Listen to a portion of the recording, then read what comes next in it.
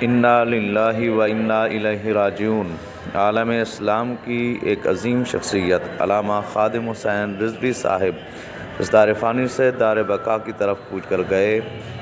آپ کی نماز جنازہ مینار پاکستان لاہور میں ادا کر دی گئی۔ آپ کی نماز جنازہ کی امامت آپ کے فرزند لخت جگر حافظ صاحب نے فرمائی۔ اس کے علاوہ کثیر تعداد میں مشائخ اعظام، علماء کرام، ثناخانہ نشیر لسان اور زندگی کے ہر شعبے سے وابستہ لوگوں نے جنازے میں شرکت کی اور ہر طرف عشاق مصطفیٰ کا ہجوم تھا اور ہر طرف لبیک لبیک یا رسول اللہ کی صدائیں بلند ہو رہی تھیں۔